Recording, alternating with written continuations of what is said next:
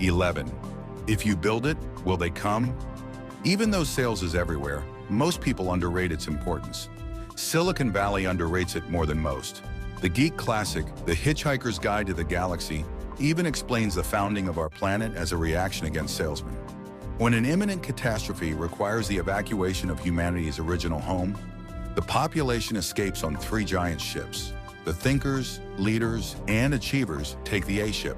The salespeople and consultants get the B ship, and the workers and artisans take the C ship.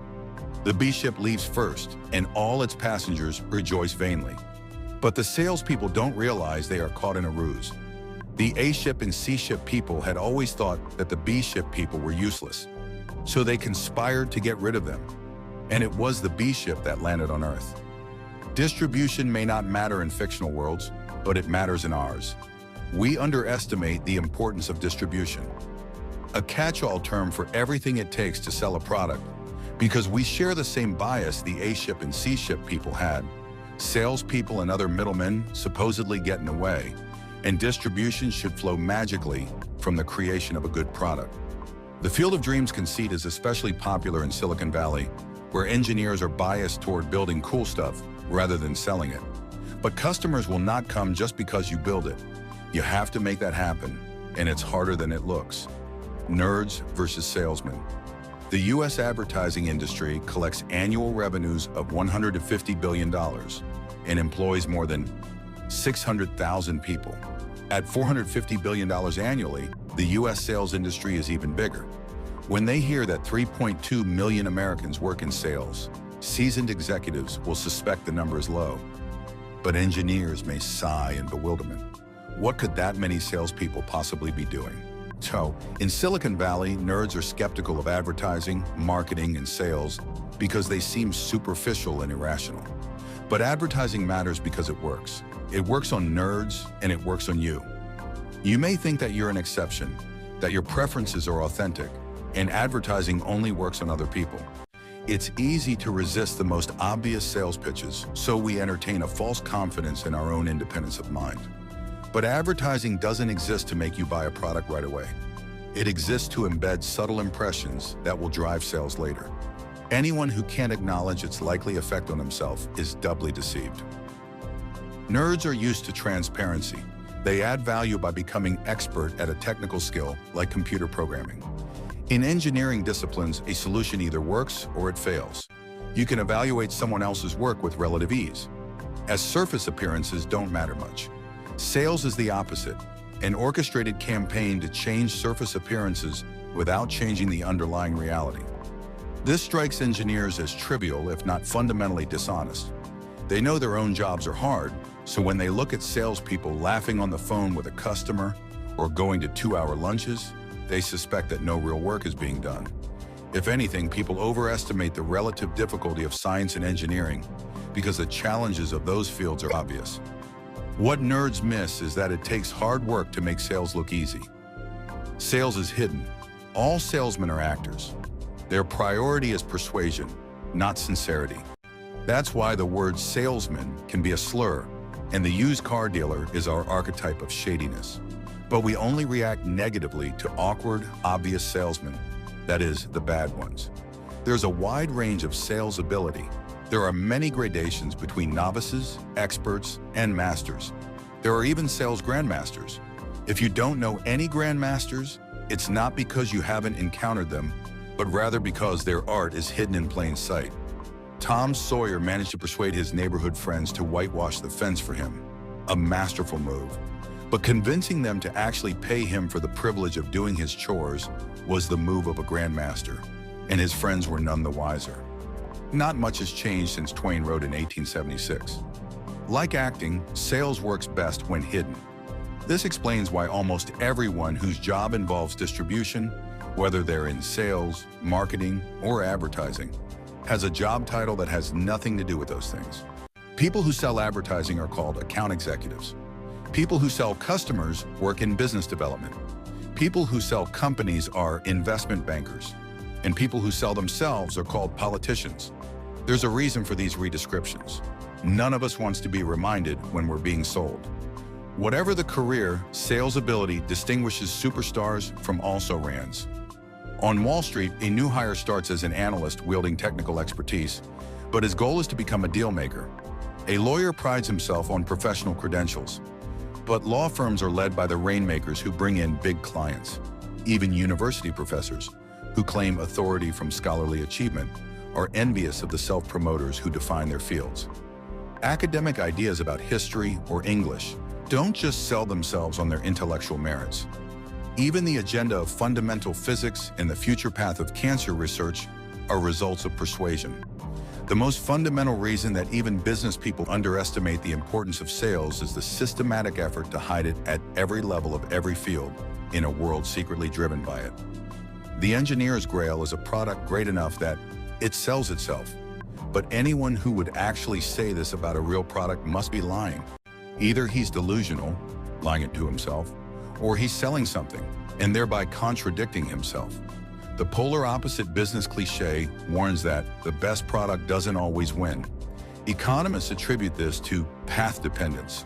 Specific historical circumstances, independent of objective quality, can determine which products enjoy widespread adoption. That's true, but it doesn't mean the operating systems we use today and the keyboard layouts on which we type were imposed by mere chance. It's better to think of distribution as something essential to the design of your product. If you've invented something new, but you haven't invented an effective way to sell it, you have a bad business, no matter how good the product. How to sell a product. Superior sales and distribution by itself can create a monopoly, even with no product differentiation. The converse is not true. No matter how strong your product, even if it easily fits into already established habits, and anybody who tries it likes it immediately, you must still support it with a strong distribution plan. Two metrics set the limits for effective distribution. The total net profit that you earn on average over the course of your relationship with a customer lifetime value, or CLV, must exceed the amount you spend on average to acquire a new customer acquisition cost, or CAC. In general, the higher the price of your product, the more you have to spend to make a sale, and the more it makes sense to spend it. Distribution methods can be plotted on a continuum. Truly complex sales. If your average sale is 7 figures or more, every detail of every deal requires close personal attention. It might take months to develop the right relationships. You might make a sale only once every year or two. Then you'll usually have to follow up during installation and service the product long after the deal is done. It's hard to do, but this kind of complex sales is the only way to sell some of the most valuable products. SpaceX shows that it can be done. Within just a few years of launching his rocket startup, Elon Musk persuaded NASA to sign billion-dollar contracts to replace the decommissioned space shuttle with a newly designed vessel from SpaceX. Politics matters in big deals just as much as technological ingenuity. So this wasn't easy. SpaceX employs more than 3,000 people, mostly in California. The traditional U.S. aerospace industry employs more than 500,000 people, spread throughout all 50 states. Unsurprisingly, members of Congress don't want to give up federal funds going to their home districts. But since complex sales requires making just a few deals each year, a sales grandmaster like Elon Musk can use that time to focus on the most crucial people, and even to overcome political inertia. Complex sales works best when you don't have salesmen at all. Palantir, the data analytics company I co-founded with my law school classmate Alex Karp, doesn't employ anyone separately tasked with selling its product. Instead, Alex, who is Palantir's CEO, spends 25 days a month on the road, meeting with clients and potential clients. Our deal sizes range from $1 million to $100 million. At that price point, buyers want to talk to the CEO, not the VP of sales. Businesses with complex sales models succeed if they achieve 50% to 100% year-over-year growth over the course of a decade. This will seem slow to any entrepreneur dreaming of viral growth. You might expect revenue to increase 10x as soon as customers learn about an obviously superior product, but that almost never happens. Good enterprise sales strategy starts small, as it must. A new customer might agree to become your biggest customer, but they'll rarely be comfortable signing a deal completely out of scale with what you've sold before. Once you have a pool of reference customers who are successfully using your product, then you can begin the long and methodical work of hustling toward ever bigger deals in personal sales. Most sales are not particularly complex. Average deal sizes might range between $10,000 and $100,000, and usually the CEO won't have to do all the selling himself. The challenge here isn't about how to make any particular sale, but how to establish a process by which a sales team of modest size can move the product to a wide audience. In 2008, Box had a good way for companies to store their data safely and accessibly in the cloud. But people didn't know they needed such a thing. Cloud computing hadn't caught on yet. That summer, Blake was hired as Box's third salesperson to help change that. Starting with small groups of users who had the most acute file sharing problems, Box's sales reps built relationships with more and more users in each client company.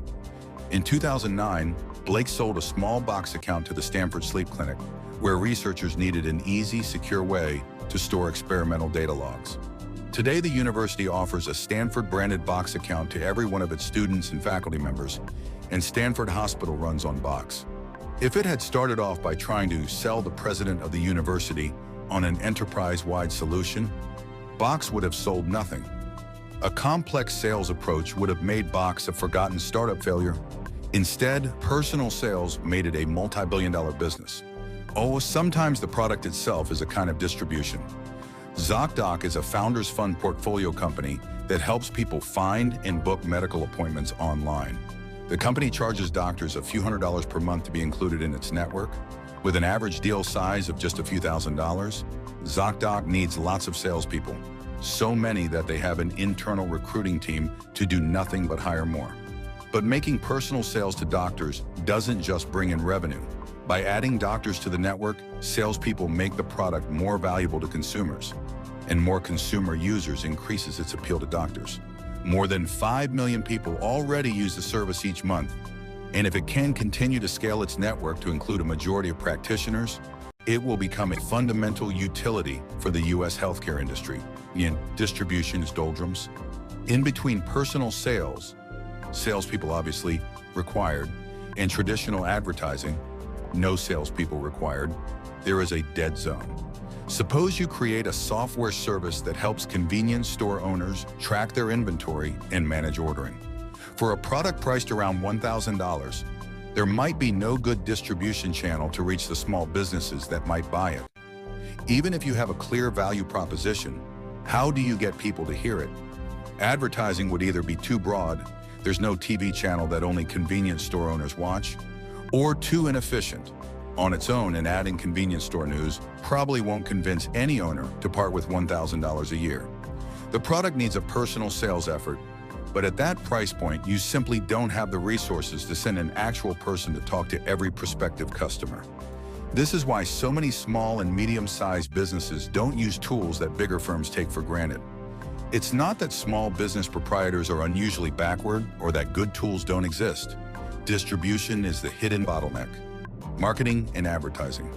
Marketing and advertising work for relatively low-priced products that have mass appeal but lack any method of viral distribution. Procter & Gamble can't afford to pay salespeople to go door-to-door selling laundry detergent. P&G does employ salespeople to talk to grocery chains and large retail outlets, since one detergent sale made to these buyers might mean 100,000 one-gallon bottles. To reach its end user, a packaged goods company has to produce television commercials, print coupons in newspapers, and design its product boxes to attract attention. Advertising can work for startups too, but only when your customer acquisition costs and customer lifetime value make every other distribution channel uneconomical. Consider e-commerce startup Warby Parker, which designs and sells fashionable prescription eyeglasses online instead of contracting sales out to retail eyewear distributors. Each pair starts at around $100. So assuming the average customer buys a few pairs in her lifetime, the company's CLV is a few $100s. That's too little to justify personal attention on every transaction. But at the other extreme, $100 physical products don't exactly go viral.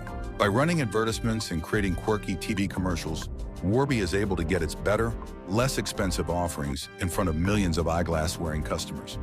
The company states plainly on its website that TV is a great big megaphone, and when you can only afford to spend dozens of dollars acquiring a new customer, you need the biggest megaphone you can find. Every entrepreneur envies a recognizable ad campaign, But startups should resist the temptation to compete with bigger companies in the endless contest to put on the most memorable TV spots or the most elaborate PR stunts. I know this from experience. At PayPal, we hired James Doohan, who played Scotty on Star Trek, to be our official spokesman. When we released our first software for the Palm Pilot, we invited journalists to an event where they could hear James recite this immortal line, "I've been beaming people up my whole career, but this is the first time I've ever been able to beam money." It flopped. The few who actually came to cover the event weren't impressed. We were all nerds, so we had thought Scotty, the chief engineer, could speak with more authority than, say, Captain Kirk. Just like a salesman, Kirk was always showboating out in some exotic locale and leaving it up to the engineers to bail him out of his own mistakes. We were wrong. When Priceline.com cast William Shatner, the actor who played Kirk, in a famous series of TV spots, it worked for them. But by then, Priceline was a major player. No early-stage startup can match big companies' advertising budgets. Captain Kirk truly is in a league of his own in viral marketing.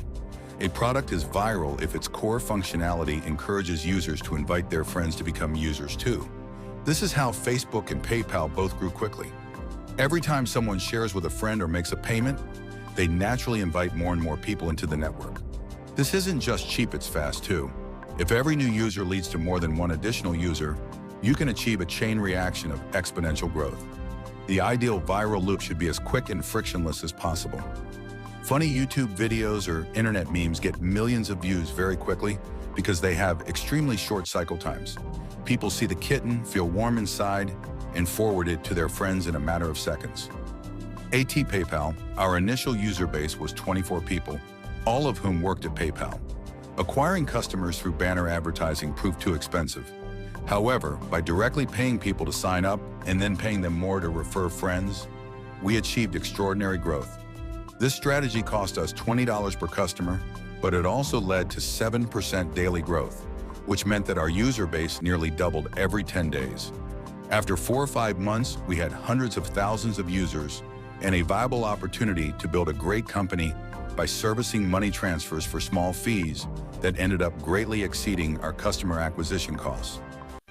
Whoever is first to dominate the most important segment of a market with viral potential will be the last mover in the whole market. At PayPal, we didn't want to acquire more users at random.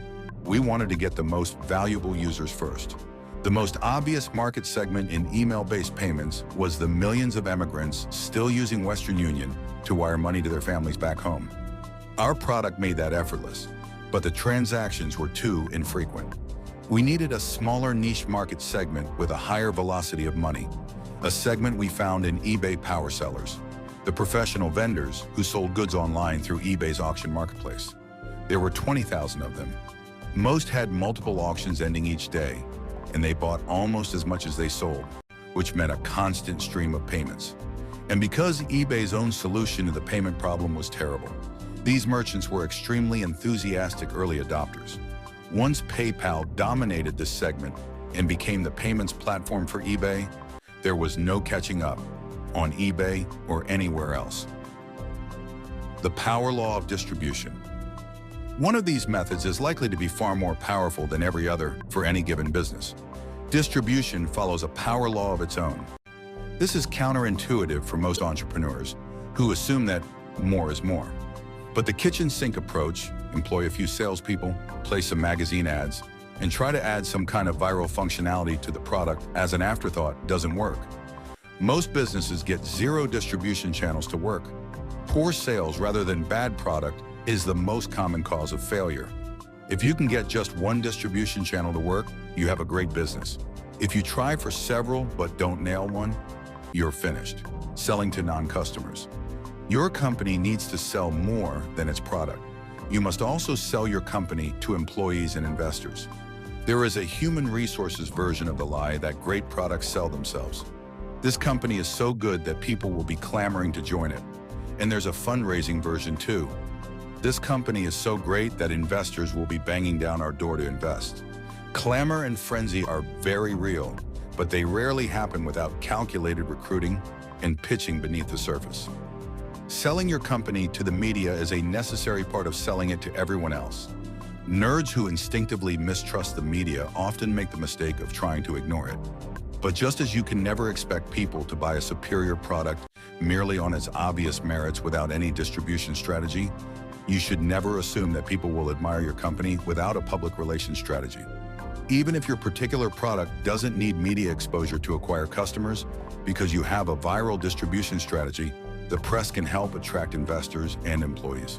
Any prospective employee worth hiring will do his own diligence. What he finds or doesn't find when he Googles you will be critical to the success of your company. Everybody sells. Nerds might wish that distribution could be ignored and salesmen banished to another planet. All of us want to believe that we make up our own minds, that sales doesn't work on us. But it's not true. Everybody has a product to sell, no matter whether you're an employee, a founder, or an investor. It's true even if your company consists of just you and your computer. Look around. If you don't see any salespeople, you're the salesperson.